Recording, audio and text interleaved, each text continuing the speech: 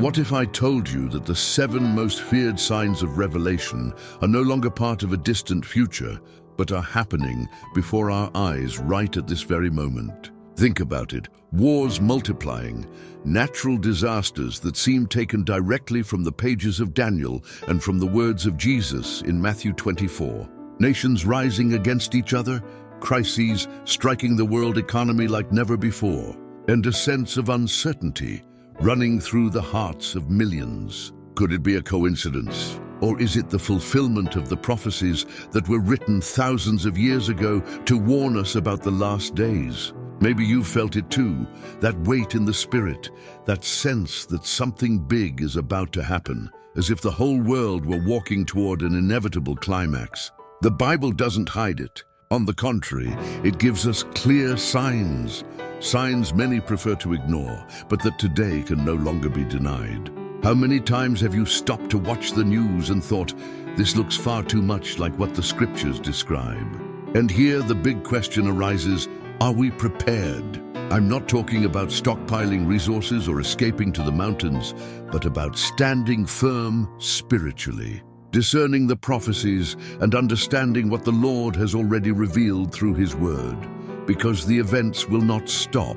With each passing day, the signs intensify, as if the prophetic clock were accelerating its march toward the final outcome. I want you to stay with me until the end, because what we are going to reveal together is not theory, not guesses, but evidence that aligns with what is written. And believe me, the last of these 7 signs will shake your soul, because it touches our generation directly, our daily life, or faith at this very moment for centuries. The prophets announced that a time would come when the heavens, the earth, and entire nations would give visible signs that the end of the times was near. Jesus himself, in the Gospel of Matthew chapter 24, spoke of wars and rumors of wars, of famines, plagues, and earthquakes in various places, and concluded by saying, all these are only the beginning of birth pains. Doesn't it move you to think that those words, spoken 2,000 years ago, seem to describe exactly what we see today in the headlines every day? The prophet Daniel also clearly saw scenes of the end time, and spoke of knowledge that would increase rapidly, of kingdoms that would rise and fall with disconcerting speed, and of a global system that would try to impose a single dominion over humanity. Aren't we already living that reality? Isn't Revelation chapter 13, with its vision of a beast that controls the economy and world politics, a disturbing reflection of what is beginning to take shape in our own time?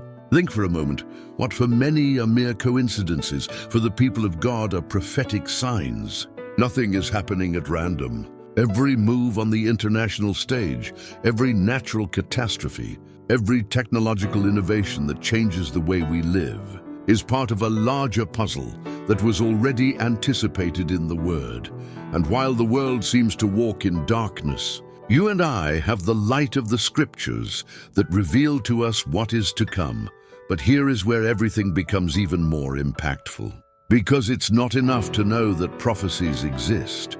We need to discern how these prophecies are being fulfilled right now, before our eyes, and what that means for our personal life, for our faith, and for the decisions we must make.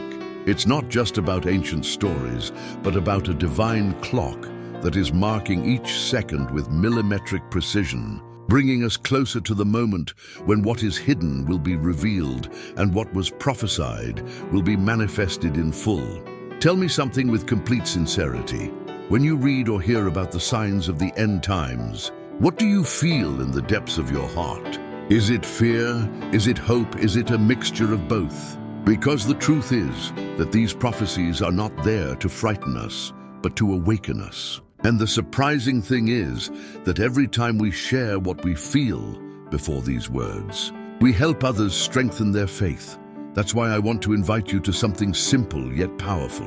Write right now in the comments the phrase, "Here I am, Lord, guide my steps."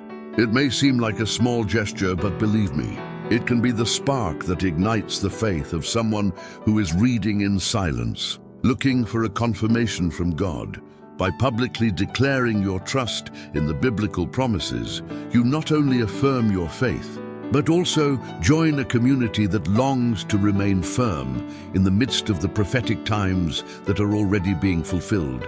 And as you do so, think, isn't it amazing how a simple act of faith can become the living testimony others need to keep believing?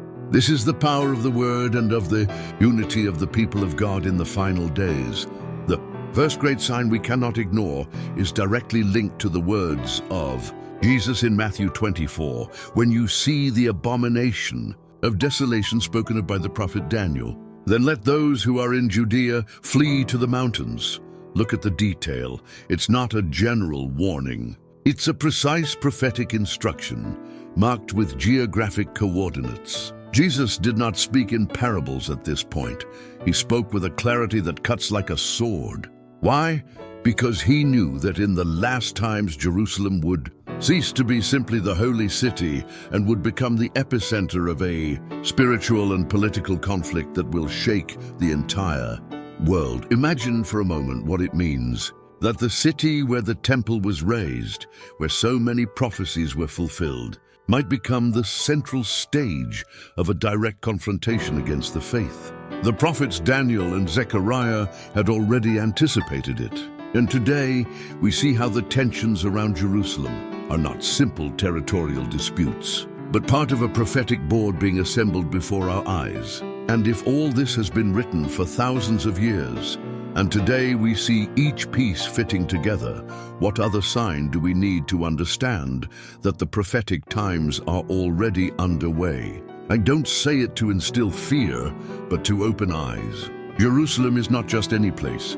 It is the thermometer of God's plan. What happens there gives us clear clues about what is to come. And every event that shakes that sacred land resounds like a spiritual alarm for everyone who wants to be prepared. If Jerusalem is the prophetic heart of the end times, the great cities of the world are the veins through which runs a system the Bible calls Babylon. Revelation 18 shows us with chilling clarity how these metropolises, full of economic, political, and cultural power, become traps for millions of people. It's not just about walls and buildings. It's about a lifestyle built upon a false security. Jesus himself warned us that in a single hour, in just an instant, everything that seemed indestructible could fall. Think about it. What happens when a modern city is left without electricity for a few days? Empty supermarkets, collapsing hospitals, families desperate without water or food. Now imagine that same scenario multiplied on a global scale, just as the prophecy describes. That's what Revelation points to when it says, "Come out of her, my people, so that you do not participate in her sins, and so that you do not receive any of her plagues." It is a global, urgent warning that speaks to every Christian who today lives in the midst of this system. The problem is not only practical, it is spiritual. Cities concentrate the idolatry of our time: consumerism, pride, independence from God. And when that system collapses, what seemed like a refuge will become a prison. The striking thing is that the Bible wrote this 2,000 years ago, yet it describes with precision the fragility of our digital economy, which can collapse in a matter of minutes. Isn't that what we have already seen in stock market crashes, financial crises, or cyber attacks that paralyze entire countries? Each piece of news is like a foreshadow of what is to come. And here the big question arises: if the whole world is sustained by such a fragile system, where is your true security? Because the prophecies were not given to create fear, but to awaken us, to remind us that there is only one refuge that does not shake when everything else falls. If you've made it this far, it's because in your heart, you know that these signs of the end times are not mere coincidences. Something within you recognizes that the biblical prophecies are being fulfilled and that we cannot close our eyes to what is happening. And I want to ask you for something very simple, but that makes a big difference. Give this video a like right now. That small gesture is not just a click. It is a way of telling YouTube that this message matters, that the prophetic word deserves to be heard, and thus more people can be reached by this truth. And if you know someone who needs to wake up, someone who perhaps does not understand what is happening in the world, share this message with that person. You don't know how much a life can change by receiving a word at the right moment.